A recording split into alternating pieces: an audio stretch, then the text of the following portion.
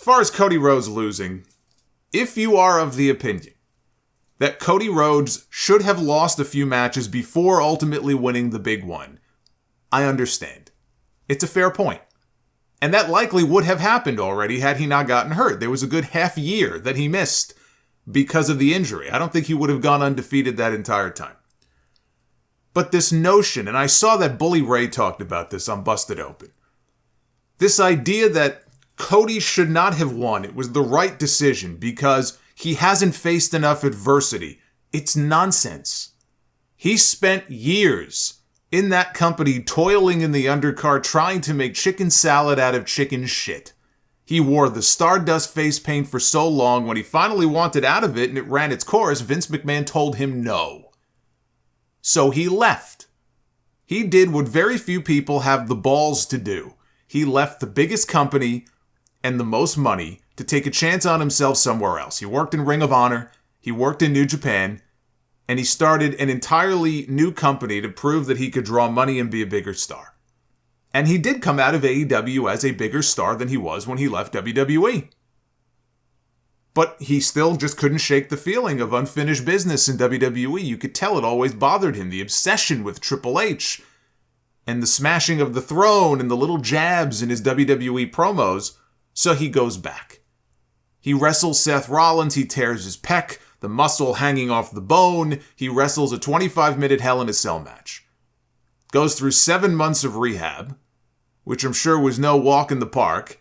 He wins the Royal Rumble, and I agree that sending him out there in the number 30 spot was very dumb. I would not have done it that way.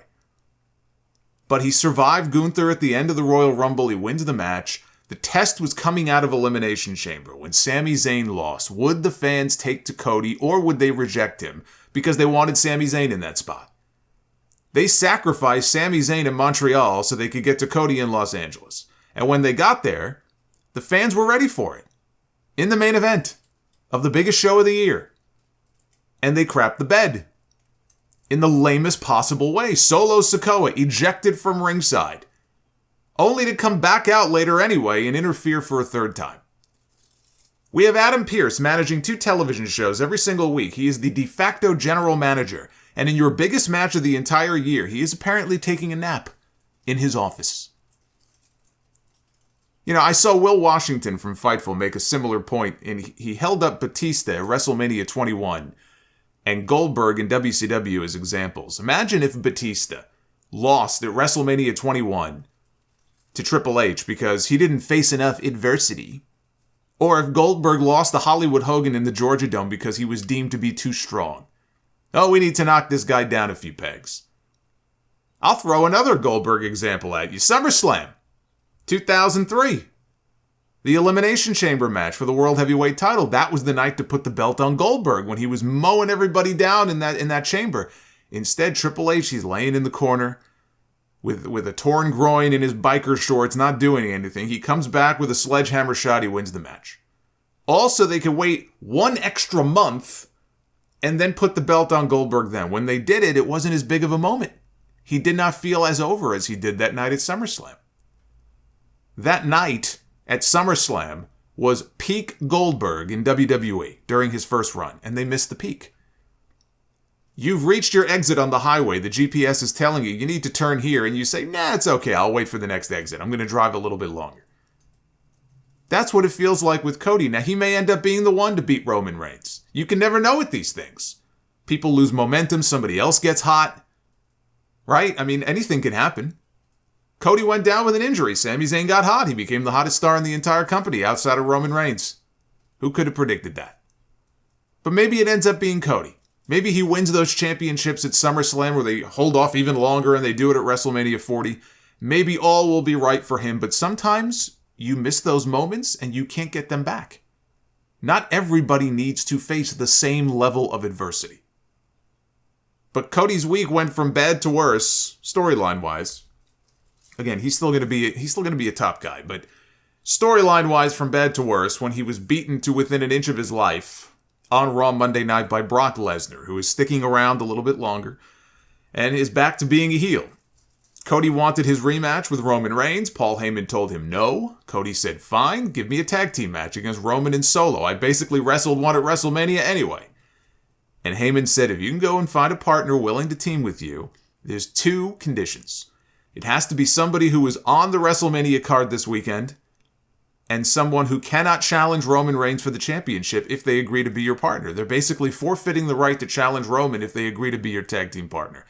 Well, that brought out Brock Lesnar, who can't challenge Roman for the titles anyway, because he lost to him at SummerSlam in the Last Man Standing match, and that was the stipulation that he agreed to. If he lost, he could never again challenge for the undisputed title so long as Roman Reigns is the champion. So Brock had nothing to lose. Only at the end of the show, right before the match, they're doing the ring introductions. The bell hasn't even rung yet, and he turns on Cody, lays him out with an F5. And another one through the announce desk. And another one on top of the ring steps. Brock was angry about something. On SmackDown, Wade Barrett said that he heard that Brock Lesnar told WWE officials that he was livid at having to go on first on WrestleMania Sunday. And that may be why he is so upset with Cody. I sure hope that's not the actual explanation they're going with, because that's pretty fucking terrible if it is. Especially considering that we've seen Brock Lesnar open WrestleMania before for the championship, and he never seemed too bothered by it before. You know what would have made more sense? To have Cody win at WrestleMania and then have Brock Lesnar attack him the night after. Because now he can challenge for the titles again. You get to the exact same place, and all of a sudden Cody has to face some big adversity in his very first title defense. Instead, they put the least amount of thought possible into why he did what he did. Now, maybe that ends up not being the actual explanation. Maybe we'll get the actual reason tomorrow. He was angry that, Cody couldn't beat Roman, and because of that, he still can't challenge for the titles, and now he's all pissed off. But even that doesn't make much sense, because why would he attack Cody and not Sami Zayn? Or Kevin Owens? Or Logan Paul? Or Drew McIntyre? They lost to Roman too. Why not beat them up?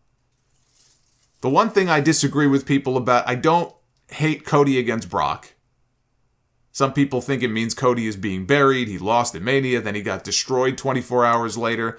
Now he has to wrestle Brock Lesnar. Cody is still being positioned at the top of the card. Cody was the #1 merch mover the entire weekend of WrestleMania. We know how important that is to this company. Right? The reactions to him, everything points to him being in a top-tier position in this company, whether he's got the championships or not.